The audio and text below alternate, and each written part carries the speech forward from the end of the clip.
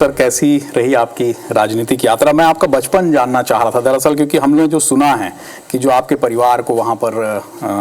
जो प्रताड़ना झेलनी पड़ी एक समय में नक्सलियों के, उस समय तो आप छोटे रहे होंगे बहुत,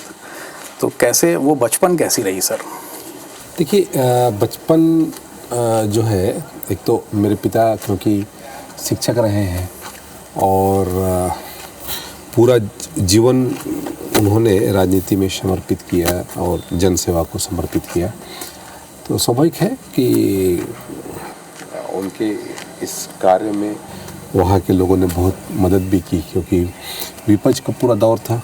और उसके बावजूद भी उन्होंने उस चीज़ को बखूबी तरीके से वहाँ निभाया और वहाँ की जो जन समस्या है उसको लेकर के हमेशा अपनी आवाज़ को बुलंद की। और अभी यदि हम नक्सलवाद की बात करें तो नक्सलवाद में चाहे पिताजी हों, चाहे मेरे भाई हों, सभी ने उस दर्द को झेला और 2-3 बार तो मेरे साथ में भी हुआ, 2-3 बार पिताजी के साथ में हुआ और एक बार तो जो घटना घटित हुआ वो हमारे घर के मंदिर में ही हुआ। तो इस तरह की घटना हुई, लेकिन अब क्योंकि ये दौर भी देखने को मिल रहा है कि पूरा हमारा क्षेत्र अब नक्सल मुक्त होने जा रहा है और जो मोदी जी की गारंटी है, माननीय अमित शाह जी का जो संकल्प है कि हम 2 साल के भीतर में नक्सलवाद को ख़त्म करेंगे, और जिस उत्साह के साथ में, जिस जोश के साथ में, जिस जुनून के साथ में उन क्षेत्रों में जवानों का जो मनोबल बढ़ा है, मैं उन्हें बधाई देता हूं। और सरकार की इच्छा शक्ति बहुत ही महत्वपूर्ण है। माननीय विष्णुदेव साय जी ने, माननीय हमारे गृह मंत्री विजय शर्मा जी ने, सभी ने भरसक प्रयास किया है। माननीय विष्णुदेव साय जी ने तो उन क्षेत्रों में नियत निर्धारण योजना के तहत में जो योजना चलाई और उस योजना के माध्यम से आम जनों को जोड़ने का काम किया, वहाँ पर इंफ्रास्ट्रक्चर का डेवलपमेंट जिस तरीके से किया,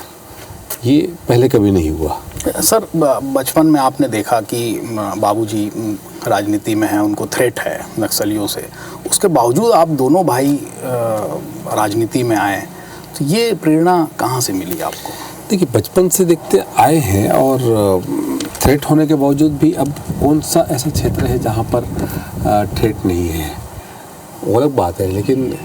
विषम परिस्थितियों में भी काम करने की प्रेरणा तो पिताजी से मिलती रही है और उन्होंने उन क्षेत्रों में विषम परिस्थिति में काम किया भी। और मेरी तो खैर वैसे इच्छा नहीं थी राजनीति में आने की, लेकिन परिस्थिति ऐसी हुई कि मैं राजनीति में आया, क्योंकि मेरे से जो बड़े वाले भाई थे वो जिला पंचायत अध्यक्ष रहे, लेकिन उनकी होली के दिन आकस्मिक जो मौत हुई, एक्सीडेंटल जो मौत हुई, उस मौत के बाद फिर पिताजी ने कहा कि तुम वो कर लो एक बार। पर आप राजनीति में आए और छा गए, मतलब ऐसा बड़ा मंत्रालय कोई भी शायद ही मतलब कुछ छोड़ दिया जाए तो नहीं बचा जिसके आप मंत्री नहीं रहे, और बड़ी तेजी से बस्तर के एक बड़े नेता के रूप में उभरे आप। नहीं, देखिए, ये तो भारतीय जनता पार्टी का विशेष तौर पे मुझ पे आशीर्वाद रहा और पार्टी ने जो दायित्व दिया, मैं कोशिश करता रहा कि उसमें अच्छा साबित हूँ और पार्टी के आशीर्वाद से, चाहे डॉक्टर रमन सिंह जी की सरकार में हो, चाहे वर्तमान माननीय विष्णुदेव साय जी की सरकार में हो, लगातार मुझे दायित्व दिया गया और मेरी कोशिश रहती है कि मैं उन दायित्वों का अच्छे तरीके से निर्वहन करूं।